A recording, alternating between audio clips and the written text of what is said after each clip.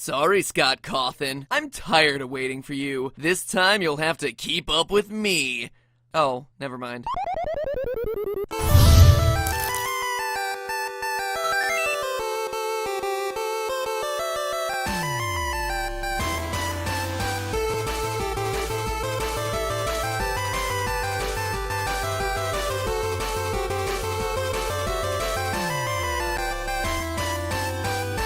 Hello, Internet! Welcome to Game Theory, where instead of waiting for FNAF 4 to be released, this time we're getting out ahead of the game. Or at least that was the plan. Scott, I swear you are the biggest internet troll out there. Oh, it's being released October 31st. Okay, let me plan my entire schedule around that. Never mind, it's now in August. Okay, fine, let me rework everything. Lols. Here's the full version now.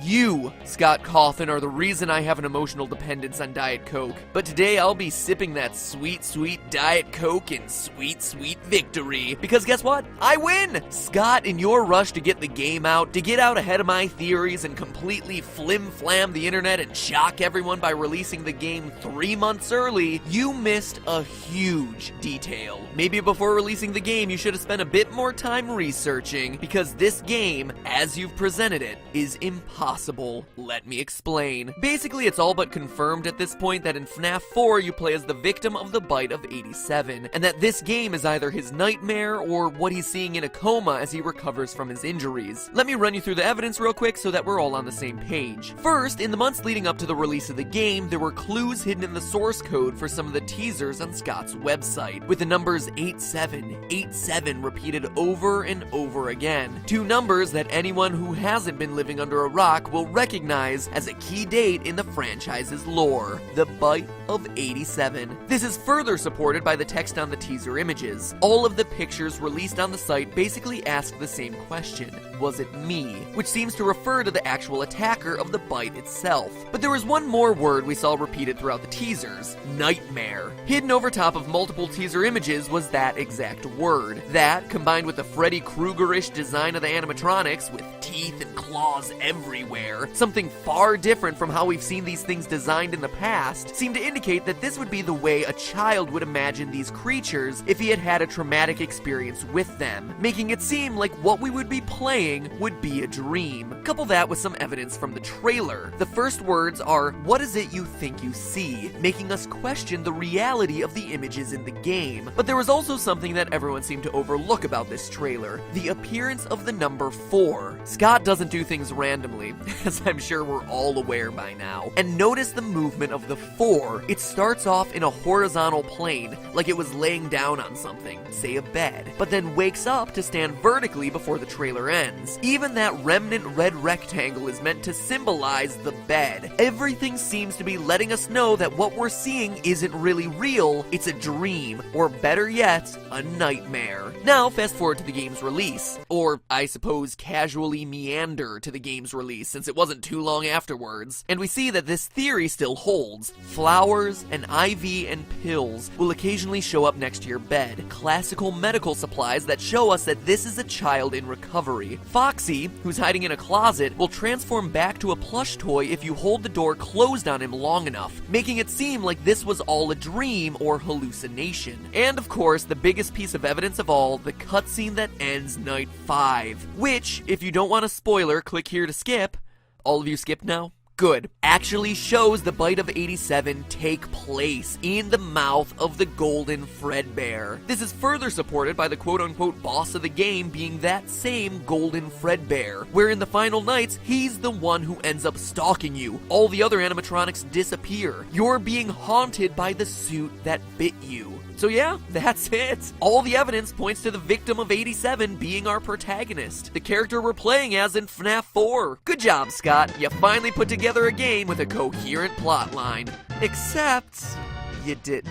Scott Cawthon, if all of us are right in our theory, then you, sir, are wrong. Just when it looked like you were making a game that actually adhered to its own lore, you also made a game that is completely impossible from a scientific perspective. Loyal theorists, it's time we give Scott's latest bag of tricks a little lesson in real-life science. While frontal lobe injuries aren't as uncommon as people think, actually they happen all the time in car accidents, playing football, falling down, etc., having your whole frontal lobe bitten off has a much more profound impact on mental and physical functions. It would come with a whole slew of symptoms from motor skill impairment to nervous system issues, but the side effects we're most concerned with today would all be psychological. Removal of the frontal lobe significantly impacts the victim's ability to process certain types of stimuli, specifically fear stimuli. Let me give you some backstory. In the good old 1940s and 50s, psychiatrists often thought the best way to cure problems with the brain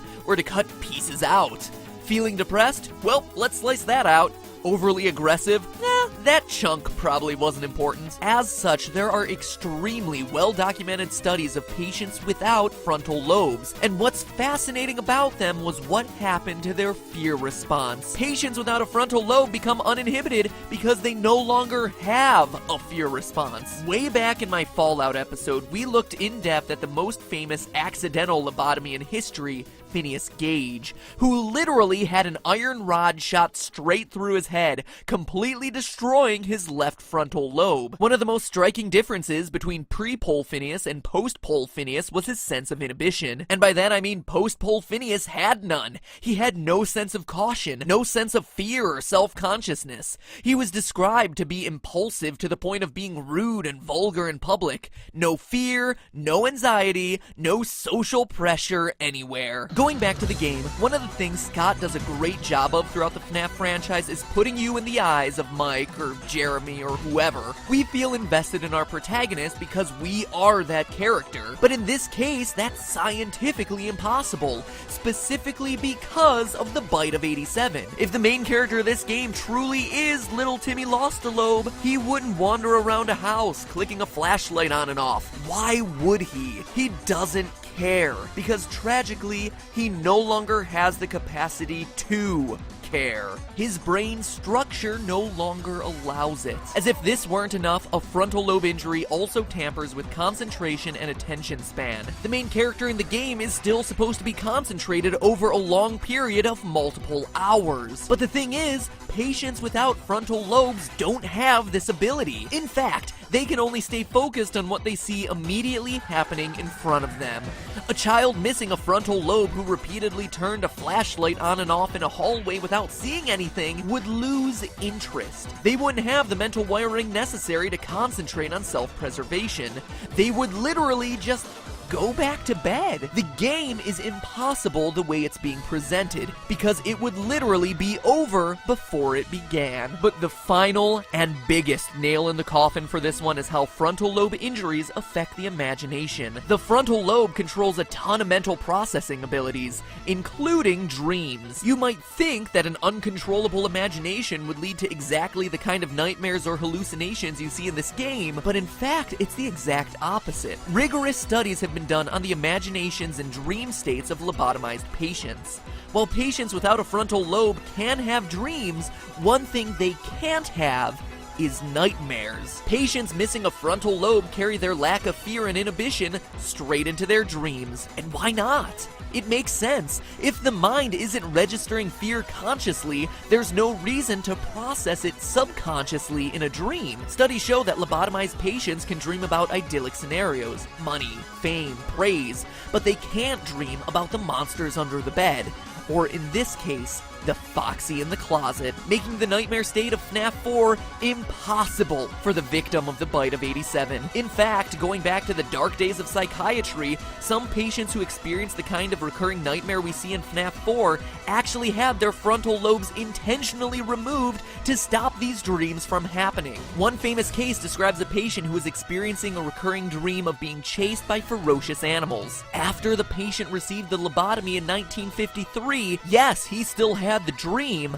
but would instead describe it as being a nice dream with some nice animals. His visions in the dream were no longer threatening. The animals were happy, he was happy, and he was no longer able to perceive any of the fear he once had prior to the surgery. So scientifically speaking, there is no single way the main character of FNAF 4 can be the Bite of 87 victim, like Scott seems to have indicated. Sure, the game could be about another kid, I guess, but that would be lame. No, this game is meant to be about the victim of the Bite of 87. The poor kid who wasn't just attacked at the restaurant, but continues to be tortured through nightmarish visions, dreams, coma-induced hallucinations, whatever. I have zero doubt that that's what Scott intended, but the fact of the matter is, he just didn't do enough homework. A kid with those sorts of injuries wouldn't care about those things in the first place. He would have no fear, and there would be no animatronics, real or imaginary, that would be able to keep him up at night. Biologically speaking,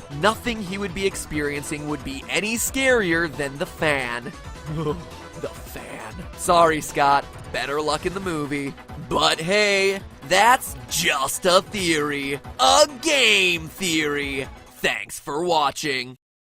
So that's the science of FNAF 4, but I'm working on picking apart the lore now. It'll take a few weeks, so make sure you subscribe to get notified of when that comes out. And to help you wait, click here to check out my all-new theory on how the characters in Dragon Ball Z pull off their famous Kamehameha waves. The science behind it all is actually incredibly cool. I mean, who hasn't wanted the ability to shoot energy beams out of their hands, right? So anyway, click there to check it out, or if you're in the mood for more FNAF goodness, binge watch some more creepy theories on the franchise by jump scaring this box right here. Now, if you'll excuse me, I'm gonna go get a lobotomy so I don't have a fear response to that fan anymore. Oh, the fan. It's purple now? Forget purple man, purple fan?